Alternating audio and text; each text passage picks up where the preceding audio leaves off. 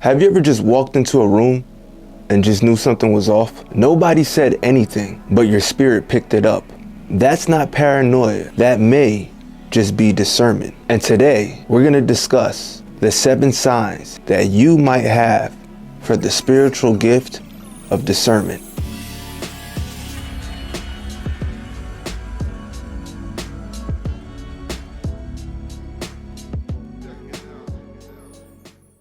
Discernment is more than just intuition.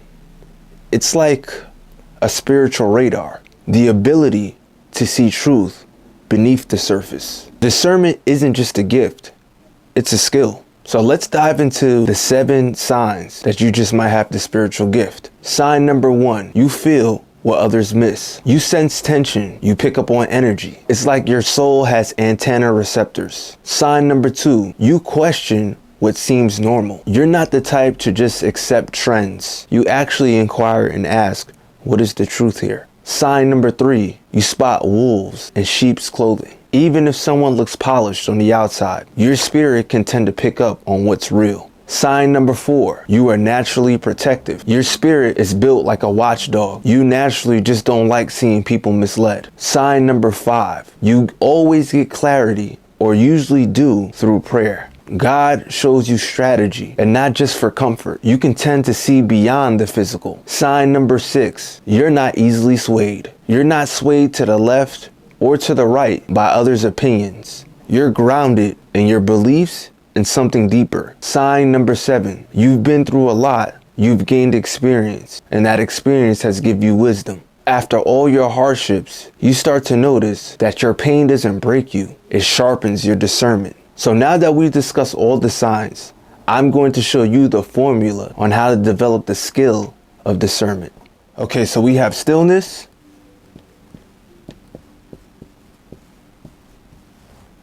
we have scripture,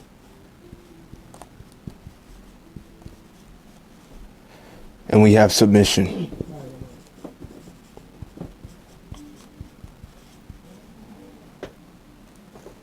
With stillness, you can't hear God clearly when your soul is loud.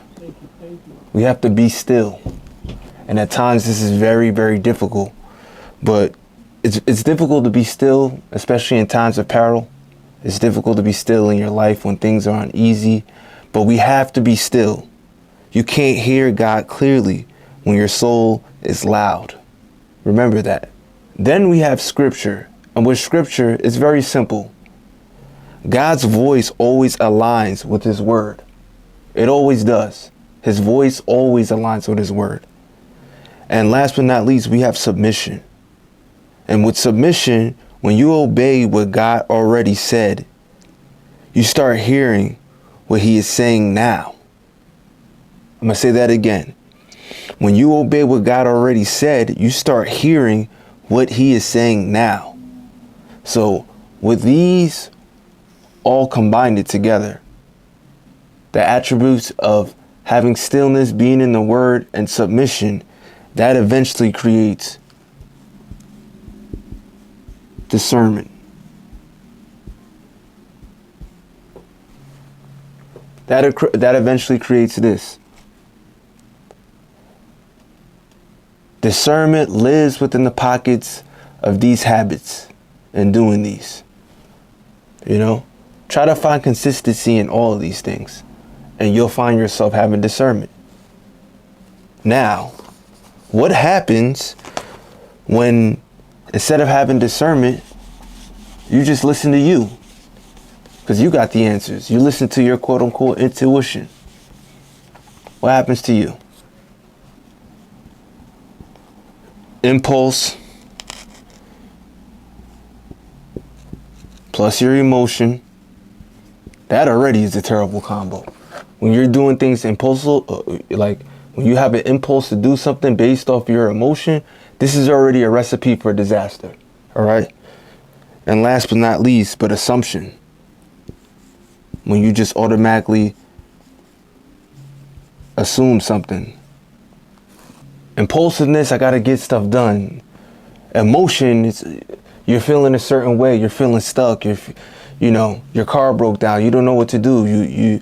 So based off of your emotion and your impulse, you decide to do a decision that with the assumption that it's going to work. Okay, your emotions will get you caught up in your impulse, making impulsive decisions because you assume that you have to do something in order to make it work. And these three combined create what? They create confusion. And that's not where we want to be. Come on. They create confusion, guys. You're chasing what feels good, but end up in chaos. Or you're chasing what you think is the right decision, and you end up confused and in chaos. And discernment protects you from that. It protects you from all of this. Here's the beauty in all of this. Discernment eventually leads to Godfidence. When you're tuned in and you know what God is saying, you just walk different. You move from peace and not pressure. You stop chasing and you start attracting. And you stop needing validation because you already have direction. Here's some biblical truth to stand on. James chapter 1 verse 5 reads, "If any of you lack wisdom, ask God." John chapter 10 verse 27 reads, "My sheep hear my voice." And discernment isn't just hearing God, it's trusting Him enough to act. I hope this message really spoke to you. And if it did, please don't just sit on it. Pause. Pray on it. Write down the signs. Start sharpening that discernment today. I'm going to soon release an e-course for those who are ready to go deeper in discernment and Godfidence. How to know it's God, how to move with clarity, how to lead with Godfidence. If that's something that you think you need, drop a prayer emoji in the comments, because this isn't just content. This is confirmation for your calling. So let's just continue to build this thing up and see how far you can just grow. Until next video, guys, deuces.